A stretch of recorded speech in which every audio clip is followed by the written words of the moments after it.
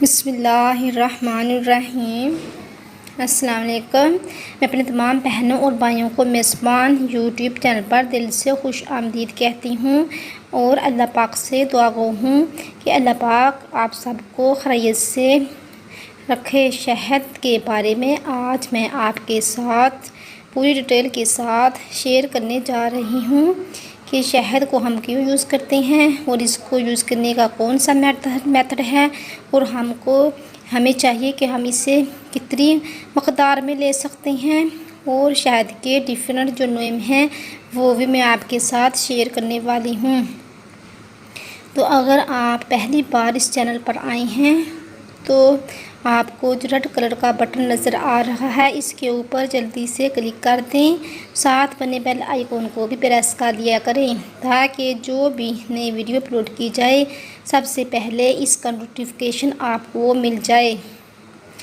تو اس کے ساتھ ساتھ آپ یہ بھی جانتے ہوں گے کہ اس چینل پر آپ کے لیے آن لائن استخارہ بھی کیا جاتا ہے، اور یہ استخارہ آپ اپنے کسی بھی جائز کام کاروبار کسی بھی جائز مقصد کے لیے کروا سکتے ہیں، اور اسی طرح بچوں کی تعلیم کے سلسلے میں اور بچوں کے لیے جو آپ نے سبجیکٹ سلیکٹ کرنے ہیں اس کے سلسلے میں بھی استخارہ کیا جاتا ہے، اور اس کے ساتھ ساتھ بچوں کے نیم رکھنے کے لیے بھی اس چینل پر استخارہ کیا جاتا ہے کہ کون سا نیم ہمارے بچوں کے لیے بیسٹ رہے گا، کیونکہ جو نام ہوتا ہے اس کا شخصیت پر بڑا گہرا اثر ہوتا ہے۔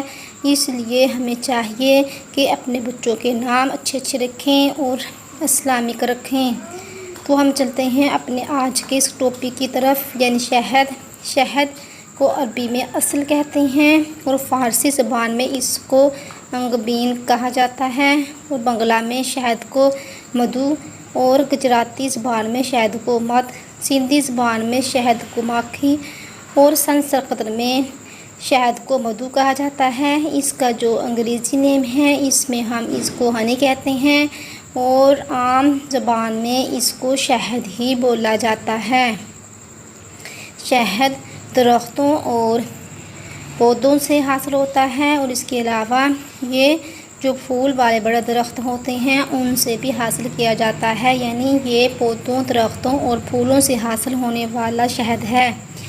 جو شہد پودوں اور درختوں سے حاصل کیا جاتا ہے وہی بیسٹ شہد ہوتا ہے، وہی بہترین ہوتا ہے کھانے کے لحاظ سے بھی اور خوشبو کے لحاظ سے بھی، وہ سب سے بیسٹ، سب سے بہترین، سب سے اچھا شہد جانا جاتا ہے، کیونکہ آرٹیفیشل طریقے سے بھی شہد تیار کیا جاتا ہے، لیکن اس شہد سے درختوں اور پودوں سے حاصل ہونے والا شہد بہت اچھا جانا جاتا ہے۔ بہت سے پودوں اور درختوں کے پھول اپنے اندر سے ایک شیریں سیال مادہ خارج کرتے ہیں جن کو نیکٹریز کہتے ہیں۔ یہ ایک شیریں سیال مادہ ہوتا ہے۔ شہد کی مکھیاں اس کو اپنے مخصوص تھیلے یا میدان میں جمع کر لیتی ہیں، یعنی جو درخت جو پودے اپنے اندر سے سیال مادہ خارج کرتے ہیں، جو ہنی کی مکھیاں ہوتی ہیں وہ اس مادے کو اپنے اندر جمع کرتی رہتی ہیں، اور پھر اس مادے کی رطوبت اس پر شکر بھی اثر کرتی ہے، یعنی جو یہ سیال شیریں مادہ ہے اس پر شکر بھی اپنا اثر ظاہر کرتی ہے، یعنی اس میں شکر بھی شامل ہو جاتی ہے اور معمولی شکر کو انگوری شکر بنا دیتی ہے۔ مکھیاں اس کو چھتے میں جمع کرتی رہتی ہیں۔ اس کی حفاظت کے لیے چھتے میں دوسری مکھیاں ہوتی ہیں جو خانہ داری کے امور انجام دیتی ہیں۔ بلحاظ رنگت کے لحاظ سے سرخ و سفید دو قسم کا ہوتا ہے۔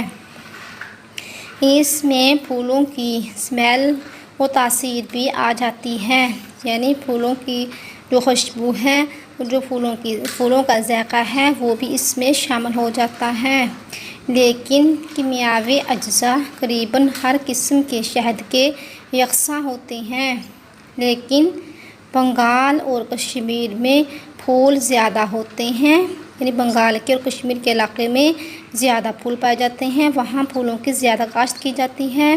وہاں کا شہد جس کو لوٹس ہنی کہتے ہیں وہ زیادہ بیسٹ ہوتا ہے، اور وہ شہد امراض چشم میں بہت مفید خیال کیا جاتا ہے، کیونکہ یہ خالص پھولوں پر حاصل ہونے والا شہد ہوتا ہے، اس لیے یہ ہماری آئی سائٹ کے لیے بہت بیسٹ مانا جاتا ہے۔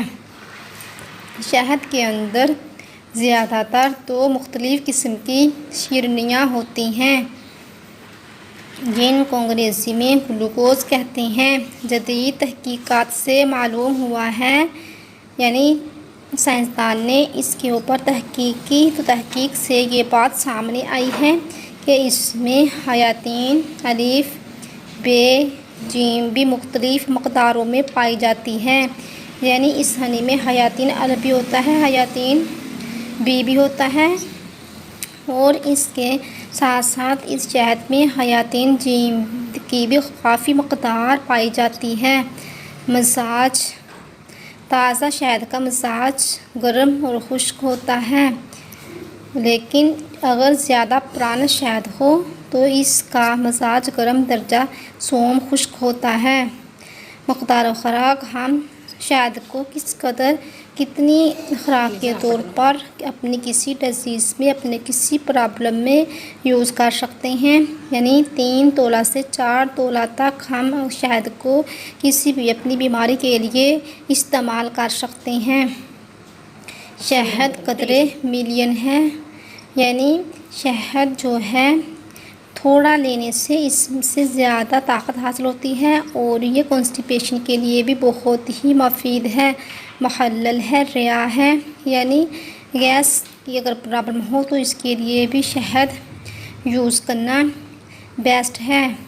دافع تنفن ہے اور جعلی ہے، اس میں جعلی ہونے کی وجہ سے یہ ہمارے فیس کے لیے بہت مفید ہے، اور ہم اسے اپنے فیس کے اوپر بھی اپلائی کر سکتے ہیں، یعنی اگر آپ کے فیس کے اوپر جائیاں ہیں، جھریاں ہیں، اس کے علاوہ کوئی بھی پرابلم ہے تو اس کے لیے بھی شہد کو اپنے فیس کے اوپر اپلائی کیا جا سکتا ہے۔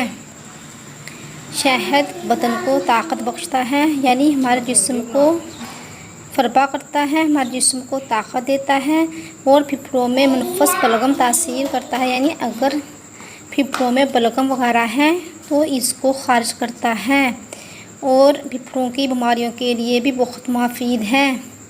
اس کے علاوہ شہد کو ڈفرینٹ میڈیسن میں یوز کیا جاتا ہے، اور میڈیسن کا دوائیوں وغیرہ کا خوشگوار اچھا ذائقہ بنانے کے لیے بھی شہد کو، ہنی کو استعمال کیا جاتا ہے۔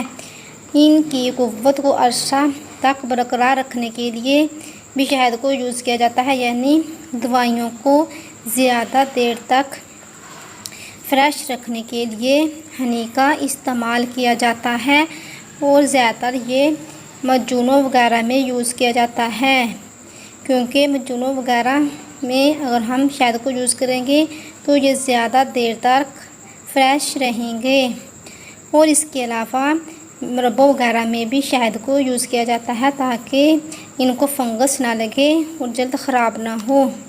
یہ قوت بدن اور قوت باحیہ کے لیے بھی بہت مفید ہے۔ اس مقصد کو حاصل کرنے کے لیے گرم دودھ میں شہد ایڈ کر کے پیا جاتا ہے، اور بلغم کو خارج کرنے کے لیے، یعنی اگر کسی کو بلغمی کھانسی ہے تو اس کے لیے کسی دوائی وغیرہ میں شہد کو ایڈ کر کے چٹایا جاتا ہے، یا تنہا شہد یوز کیا جاتا ہے۔ یہ سرد بخاروں میں بہت اکثر ہے، یعنی ویسے بھی سردیوں میں شہد کا زیادہ استعمال کیا جاتا ہے، اور سردیوں میں شہد زیادہ استعمال کیا جاتا ہے کیا تاکہ بچوں کو کھانسی وغیرہ نہ ہو۔ اگر کھانسی وغیرہ ہو جائے تو اس کے لیے بھی بچوں کو شہد چٹایا جاتا ہے۔